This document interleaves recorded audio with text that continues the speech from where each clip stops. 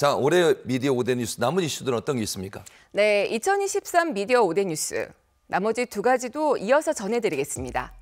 네 번째 뉴스는 생성형 AI 파장과 저작권 논란, 언론사들 공동 대응입니다.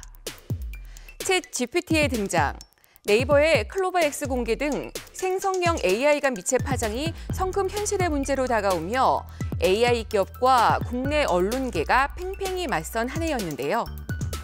뉴스 저작권 침해 논란이 뜨거웠습니다. 생성형 AI 학습에 사용되는 뉴스가 공정 이용에 해당하는지, 언론사의 지적재산권을 침해하는지를 두고 입장이 엇갈린 겁니다. 여러 언론단체가 입장문과 성명, 의견서 등을 공표하며 허락 없는 뉴스 AI 학습 금지, 학습 이용 범위와 출처 공개, 이용 기준 및 별도 보상 체계 마련을 요구하고 있고요.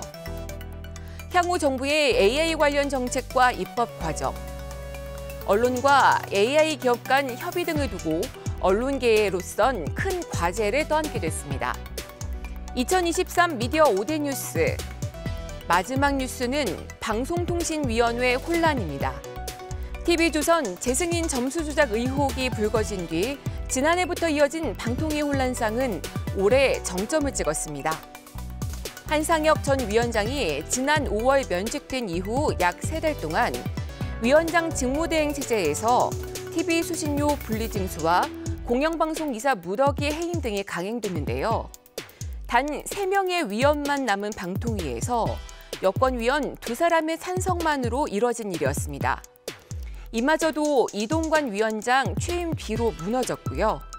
결국 이동관 위원장이 탄핵안 처리 직전 사퇴해서 방통위는 사실상 개점 휴업 상태입니다.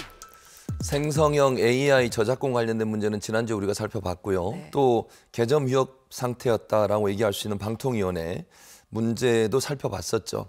근데 이게 지난 몇 달간 방통위가 2인 체제로 운영이 되면서 사실은 제대로 운영이 안 되고 있고 법원에서도 이 2명이서 처리한 여러 내용들에 대해서 문제가 있다 이렇게 판단을 했다면서요? 네, 지난주에 서울고등법원 재판부의 판단이었죠.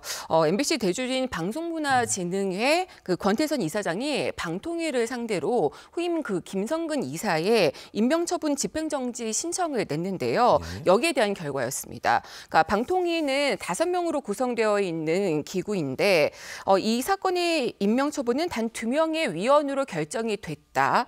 그러면서 입법 목적을 저해할 우려가 있다. 이렇게 판단을 한 거죠. 2인 체제보다 5인 체제의 결정이 더 방송의 공정성과 독립성을 보장하는 데 적절하다는 것으로 해석됩니다. 결국 방통위의 변화가 새해에는 반드시 있어야 되겠다 이런 생각이 듭니다. 올해의 미디어 주요 이슈들을 쭉 5가지를 돌아봤는데 차 기자 보실 때 언론과 방송의 지난 1년 어떻게 정리할 수 있을까요? 올해는 정말 언론계 이슈가 많았습니다. 그중에서도 특히 이제 언론의 자유와 책임 그리고 권력으로부터의 독립 문제가 좀 뜨거웠다고 생각을 합니다. 주위에서는 이제 힘들다, 무섭다, 화난다 이런 반응들도 굉장히 많았는데요. 내년에도 비슷한 상황이 아마 반복되지 않을까 생각을 합니다.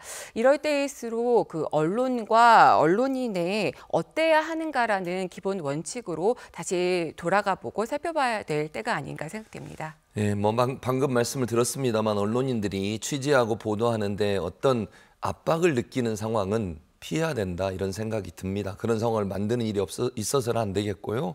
또 언론인들이 그럼에도 불구하고 국민의 알 권리를 잘 수행해서 꼭 필요한 보도는 어떤 어려움이 있더라도 보도할 수 있는 그런 모습을 좀 보여줬으면 좋겠다 이런 생각입니다. 자, 차 기자의 미디어 체크 차윤경 기자 수고 많으셨습니다.